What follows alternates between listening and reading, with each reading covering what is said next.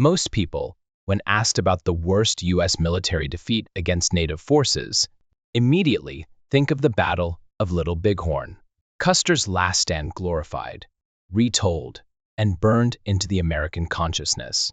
But they would be wrong. The greatest defeat ever suffered by the U.S. Army at the hands of Native warriors was not at Little Bighorn.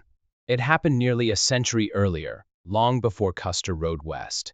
In a battle so devastating, it shattered the U.S. military and nearly halted American expansion.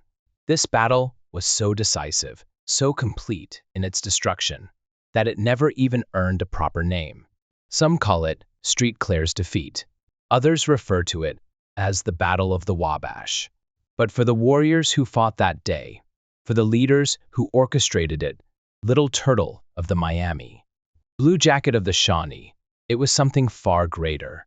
It was a moment of unity, a moment where the Northwestern Confederacy stood as one, sending a message that the lands of the Ohio River Valley would not be taken without blood.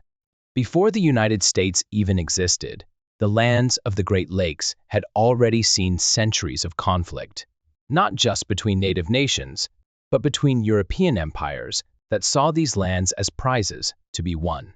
The British and French waged bitter wars over the fur trade, their ambitions spilling onto native territories, forcing tribes to choose sides in a struggle that was never truly their own. Some allied with the French, others with the British, but in the end, both empires saw native warriors as pawns in their greater game of conquest. Then, a new force emerged: the United States of America. The 1783 Treaty of Paris ended the war between Britain and its former colonies. But for the native nations of the Ohio Valley, this treaty meant nothing. It was a deal struck between foreign powers, carving up land that was never theirs to give. The British handed over everything east of the Mississippi River and south of the Great Lakes, recognizing American sovereignty. But the nations who lived there, the Miami, Shawnee, Delaware, Ottawa, Wyandot, and others, had never surrendered, had never agreed to be ruled. Understanding the growing threat, these nations came together, forming the Northwestern Native Confederacy in 1783, a united front against the American advance.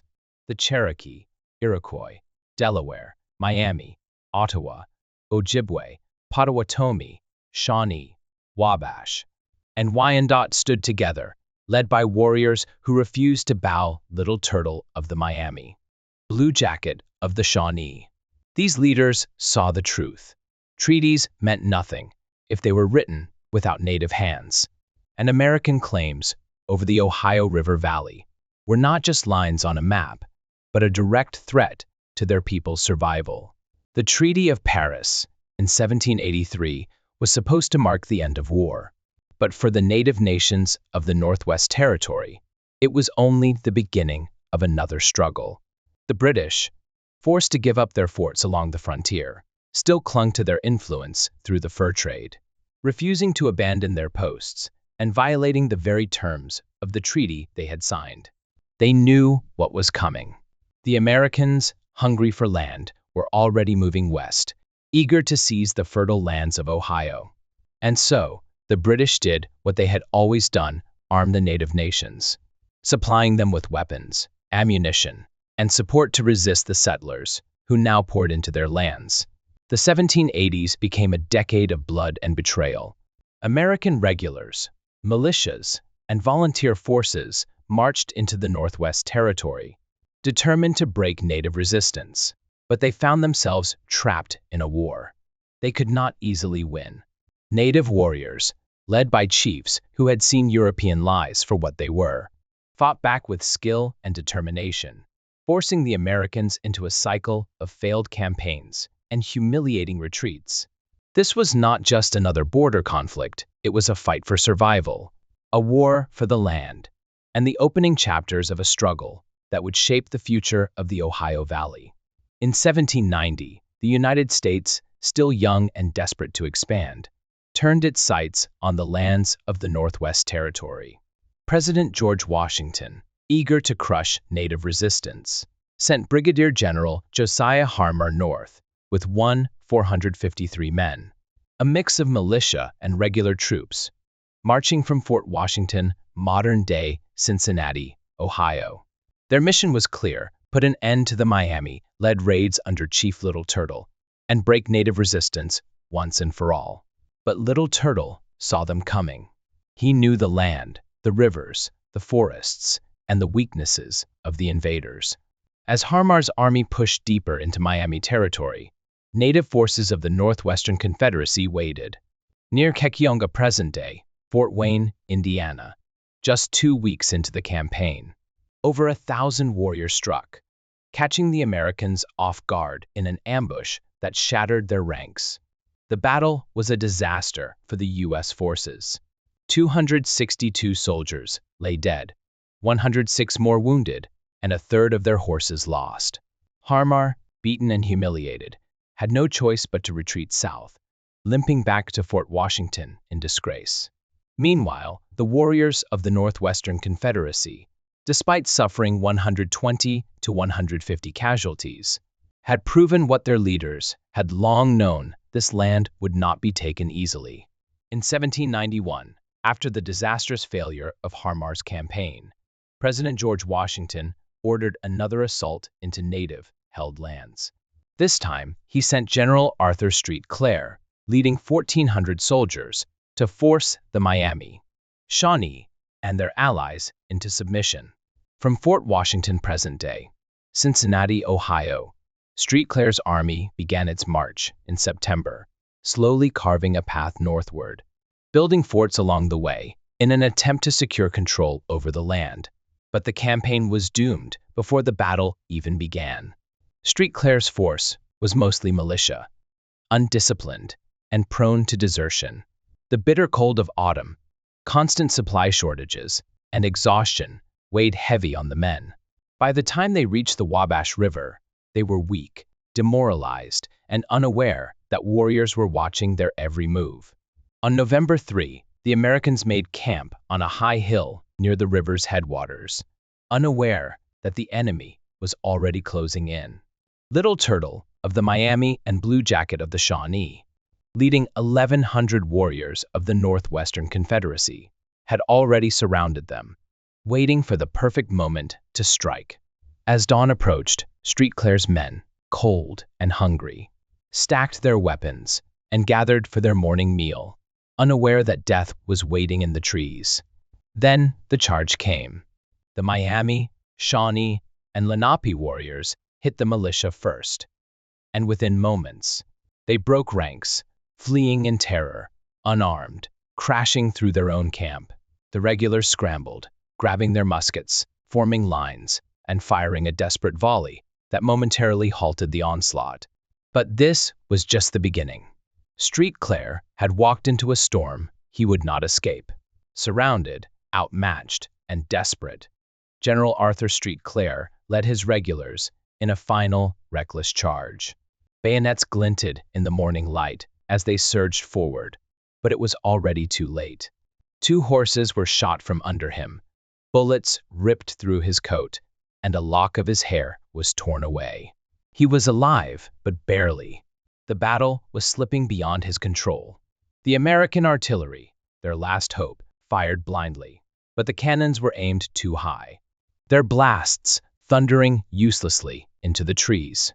Warriors closed in, and the fight turned brutal. With no time to reload, artillerymen fought hand to hand, swinging ramrods and blades, dying where they stood. The battlefield was no longer a place of formations and strategy, only chaos, blood, and death. Major General Richard Butler, one of the highest-ranking officers, lay in his tent, shot twice, bleeding out in the dirt. He would be the first of 4 American generals to die in the native wars. His death was not just a loss, it was a message. And then, the final blow. The left and right wings of the native warriors closed in, sweeping around the shattered American lines. Within 30 minutes, Street Clair's army was fully encircled. There was no retreat, no reinforcement, no hope. The men who had marched into this land believing they could claim it by force, now found themselves trapped, staring into the faces of warriors who fought not for conquest, but for survival. For 3 brutal hours, the battle raged. General Arthur Street Clair, seeing the slaughter unfold, gathered his remaining officers. There was no victory left to claim, only survival.